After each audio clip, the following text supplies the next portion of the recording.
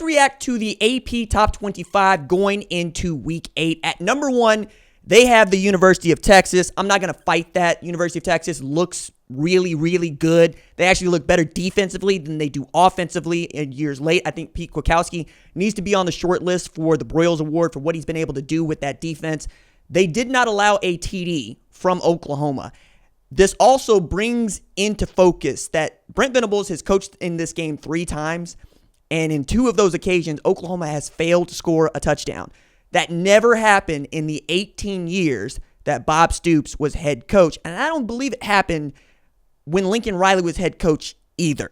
Number 2, they got Oregon. I got Oregon at number 1. I think Oregon has the best win of anybody in the entire country. 32-31, a really great back and forth game with 6 lead changes and an outstanding performance by Dylan Gabriel, who probably enters the Heisman conversation in earnest. We'll talk about that a little bit later on the Sunday show at 7 p.m. Eastern Standard Time tonight. And if you are here, please subscribe to the channel. We're very close to 115,000 subscribers. It'd be very cool to get there by Monday.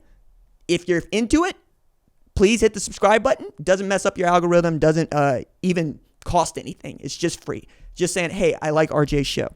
Number 3, they got Penn State. I think that's wrong. I think Penn State is 6-0, but so is Miami. You know, like, what are we doing here? I don't think that Penn State surviving against USC is worth a damn. Honestly, it wasn't even surviving. It was coming back down from 26. And if Tyler Warren doesn't have a Mackey Award type winning performance, 17 catches, 224 yards, you lose that football game to a USC team that we're now certain is not good at 3-3. Number 4, they have Ohio State. Fine. I'm not going to fault that except to say I think I would flip them because Ohio State looks like the better football team. And if you're using your eye test, you're going to pick Ohio State to beat Penn State, hence the rankings, right? If we're going to respect being undefeated, I'm with that. But we don't because Miami is down here at number 6 behind number 5, Georgia, who didn't look great against Mississippi State, if we're being honest about this. It's not that Carson Beck threw for 459. It's that the Georgia defense allowed Michael Van Buren to throw for 306. That's a problem as you're getting ready to go to Autzen to play what is going to be the AP number 1 team in the country. Miami was idle last week, but they are far from perfect. I mean, we're talking about a Clemson team that looks like they could probably eat their lunch, and who knows what we're going to get a little bit later down the line here because there's another 6-0 program we got to talk about in the ACC. Number 7, Alabama. I thought that they would dip after surviving South Carolina. It looked like a game they were trying to give away. A South Carolina team that really, its identity is built around what Lenore Sellers can do with his legs and what Rocket Sanders can do when they hand him the ball. But outside of that, that defensive front has been great. And they were able to get home against Jalen Milroe and force some mistakes. I thought that we were going to start looking at Alabama as one of those teams that should drop out of the top 10. I don't think this is a top 10 program anymore. Number 8, LSU. Really great win against Ole Miss in overtime. Really enjoyed that game. Garrett Nussmeier is 100% that dude. Great win for them. Finding Kyron Lacey in the back of the end zone, first play from scrimmage for them in overtime to walk off with the win at Tiger Stadium. Iowa State at number 9, 6-0 for the first time since 1938. Sneaky good. Kind of like a couple other teams that we need to talk about a bit later on. They're going to challenge for the Big 12 championship. I think that they're for real. BYU is a team that I still got a problem with. Number 10, they got Clemson. Fine. The loss to Georgia doesn't look good because Georgia lost to Bama. Bama lost to Vanderbilt. And Georgia hasn't looked great since losing to Alabama, frankly. And then we have Tennessee at 11. I thought that was a bit harsh. They actually won that game against Florida in overtime. I know that you don't think that Florida's that good, but I would trust Florida to give USC a fair fight at this time. And Florida stomped out Mississippi State. The same Mississippi State that gave Georgia some problems just yesterday. Tennessee has an opportunity to get back in on the good foot, though, because they got a really great clash, top 15 clash now, between themselves and Bama this weekend, the other big SEC matchup that we need to pay attention to. Number 12, Notre Dame, 49-7, they beat out Stanford. Great game from Riley Leonard, his best as a Notre Dame quarterback, but all of a sudden, the back half of their schedule doesn't look as unloaded as it did when we started the season because Army and Navy are good, and who knows what USC is going to be by the time they get there. Say nothing to Florida State. BYU moves up a spot after their win against Arizona. They are 6-0 for the first time since 2020. We'll see, right? We'll see. There's still a lot of questions I have about Jake Retzloff and what he's going to do against better competition, specifically competition that doesn't rely just on Noah Fafita to find Teratoa McMillan wherever he might be. Then we got Texas A&M, who's going to be coming off a bye, but their schedule sets up for them to be a one-loss team by the time they play Texas could be really cool. We could be seeing them actually have that rivalry game for a place in the college football playoff. Boise State at number 15. Ashton Jeanty has been a monster, right? 6 games, over 1,200 yards rushing. It's still Boise State. I have walked out why I don't think Ashton Jeanty is going to win the Heisman Trophy, and it's got nothing to do with production. It's got everything to do with history. You're comparing his numbers to guys like Derrick Henry, to guys like Reggie Bush. The problem with that is Ashton Jeanty goes to Boise State. Boise State is a Group of 5 program. USC played a big boy schedule. Alabama played a big boy schedule. Saying that also, those teams played in the national championship game, and one of them won. Boise State's probably not going to do that. Travis Hunter being hurt against Kansas State certainly helps the cause here, but Dylan Gabriel had an outstanding game against one of the best teams in the country. It's just going to be hard. And I say this as a guy who knows that Barry Sanders rushed for 2,600 yards, and he won the Heisman Trophy on a team that might be on par with Boise State.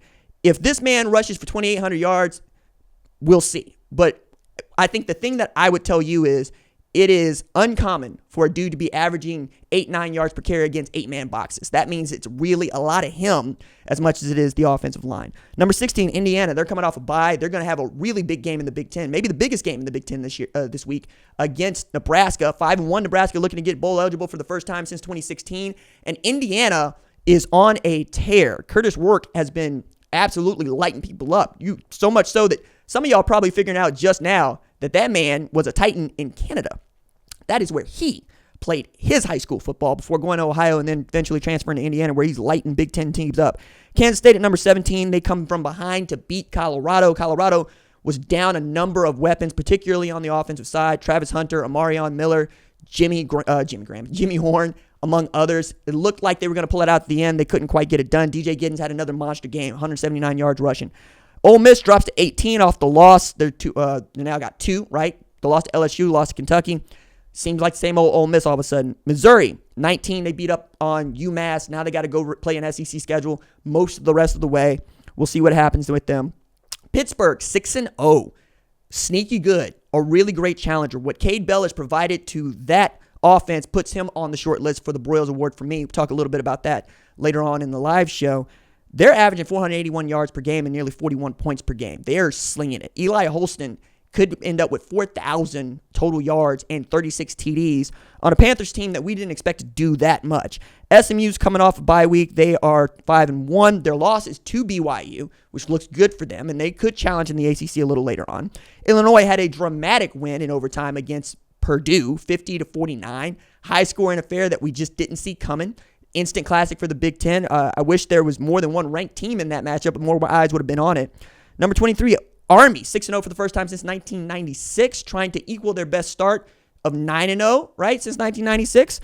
They look like a comer, and Army-Navy could quite possibly be for something. I'm not sure what that could be because it's going to take place after we put the 12 teams in the playoff, but if they're in the American Championship game playing against each other, who's to say that both of them can't get in, right? Especially if you know that both are undefeated, and we got other teams that we don't believe in quite as much. Michigan at number 24, get them out of here. I don't like seeing them here. I don't know what we're doing with them. Put Arizona State in that spot. Arizona State beat Utah dramatically. Good win for them. Cam Scattaboo is that dude.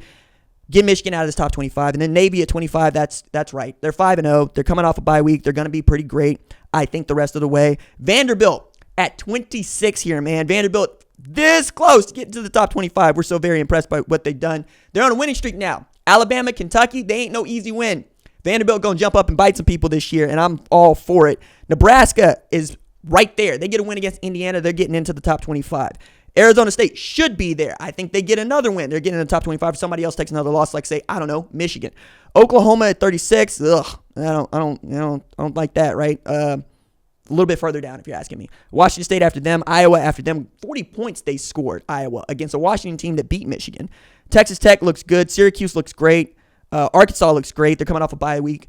Utah looks bad. Louisville, ugh. SC. What is SC doing here? Liberty is undefeated, by the way, guys. And they got 2 votes. I guess we really are going to hold a grudge about what they did not show us in the Fiesta Bowl. And then UNLV got 1 vote.